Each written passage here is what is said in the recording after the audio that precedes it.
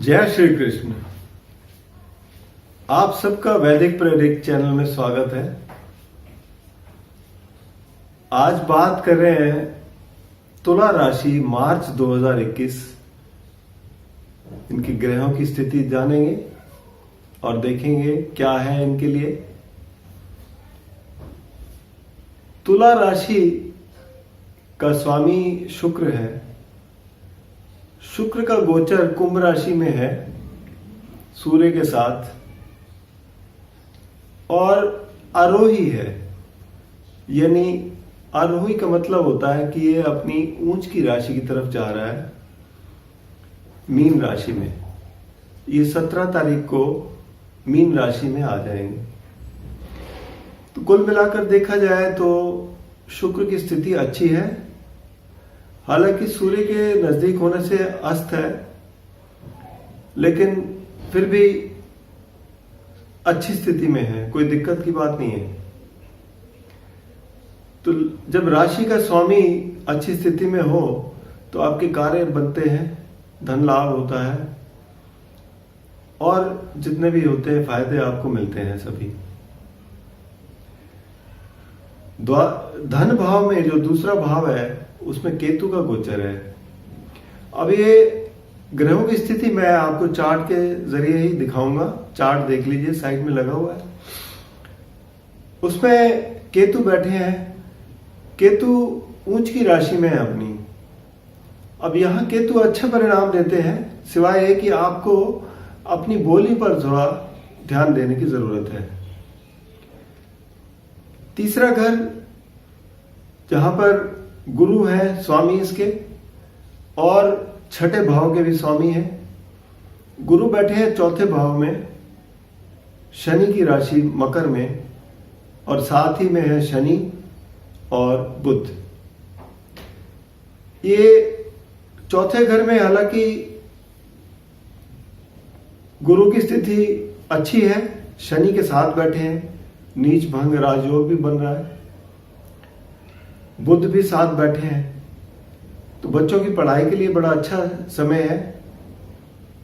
और भी प्रॉपर्टी के कार्य हैं, वो भी आपके निपटेंगे।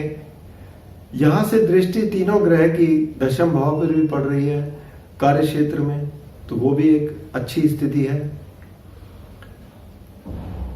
अब पंचम भाव की बात करें तो यहां भी शनि स्वामी है और शनि चौथे घर में अपने ही घर में बैठे हैं। तो ये दोनों ही तुला राशि वालों के लिए योग कारक हैं ग्रह शनि, और अपने ही केंद्र में बैठकर ये दोनों घरों के लिए बड़े अच्छे परिणाम देने वाले हैं।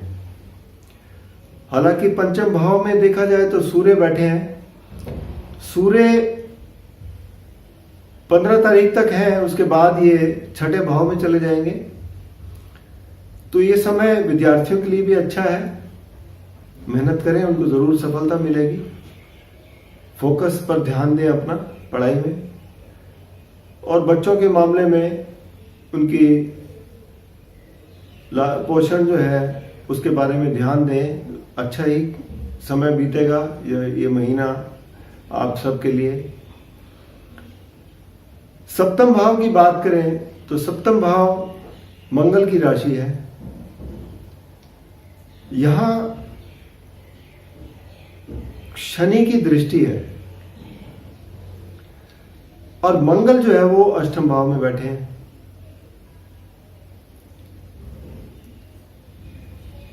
शनि की दृष्टि लग्न पे है, लेकिन सप्तम भाव में जो मंगल है वो बैठे हैं अष्टम भाव में राहु के साथ।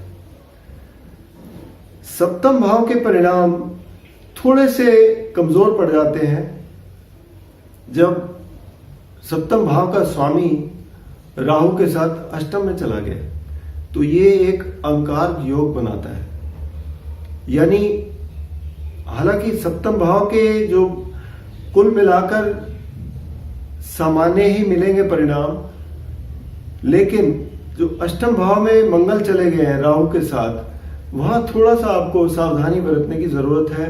जैसे कि आप अगर कोई गाड़ी चलाते हैं या कोई निवेश में ऐसा कर रहे हैं तो नुकसान होने की प्रवृत्ति बनती है। इस बात का आप ध्यान रखें। गाड़ी चलाते हैं उसका भी ध्यान रखें, कहीं कोई दुर्घटना ना हो। तो इस तरीके के योग बनाते हैं, क्योंकि 8वां घर जो है वो आपकी रुकावटें करता है पैदा। आपका जो है वो यहाँ पर कुछ ना कुछ ऐसी चीज अचानक से पैदा करता है जो आपने कभी सोची नहीं होती। तो इस तरीके के परिणाम के लिए आप थोड़ा सा सावधानी रखेंगे तो आपके लिए अच्छा रहेगा।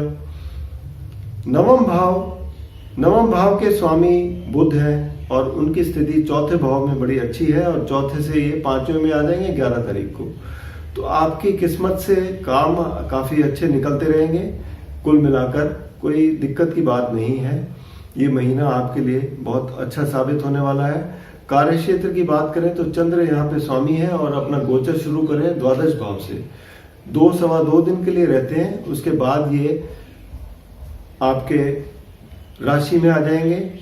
तो चंद्र का परिणाम जो है वो अष्टम और द्वादश भाव में थोड़ा सा नुकसान की स्थिति पैदा करता है, खर्चे अधिक बढ़ा देता है।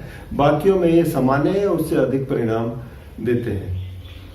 तो कुल मिलाकर आपका तुला राशि वालों के लिए ये समय बहुत अच्छा है। एकादश भाव की बात करें तो एकादश भाव के स्वामी सूर्य हैं, पंचम भाव में बैठे हैं 15 तारीख तक और अपने ही घर को देख रहे हैं। आय में लाभ आपको दर्शा रहे हैं और 15 तारीख के बाद छठे घर में आ जाएंगे। छठे घर में भी सूर्य का जो परिणाम है वो छठे घर में बहुत अच्छे होते हैं, क्योंकि जितने भी क्रूर ग्रह हैं वो अगर त्रिक भाव में हो तो आपको लाभ देते हैं।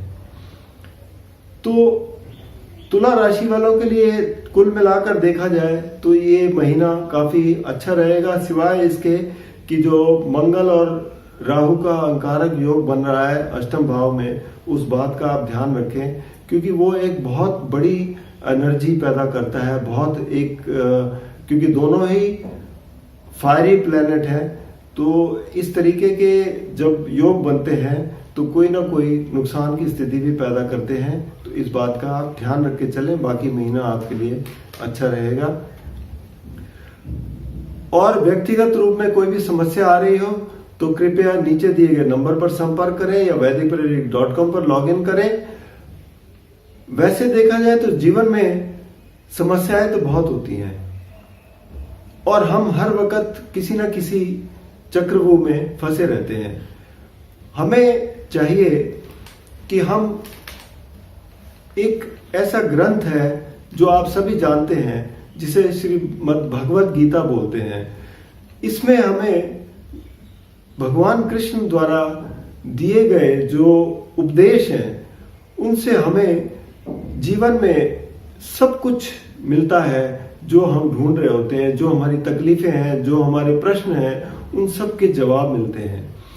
ऐसे ही छठे अध्याय का एक श्लोक है, ये मैं आपको पढ़ के सुनाता हूं, जो कि बहुत ही काम का है। इस पर अगर ध्यान दें तो आप वाकई सोचेंगे कि ये कितनी बड़ी चीज है।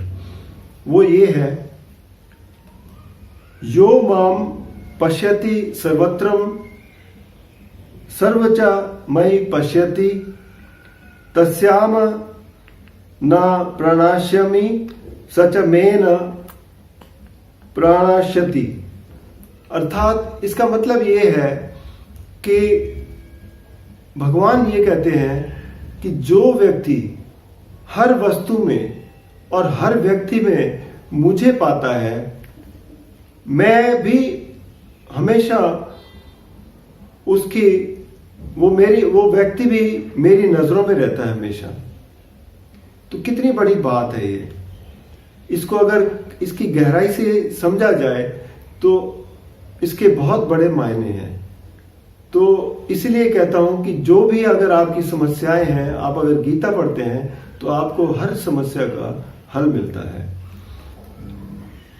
बाकी आपसे एक रिक्वेस्ट और है कि आपने अगर मेरे चैनल को सब्सक्राइब नहीं किया तो कृपया सब्सक्राइब जरूर कर दें और बेल आइकन जरूर दबाएं। और वीडियो अगर आपको पसंद आया तो अब शेयर जरूर करें। धन्यवाद।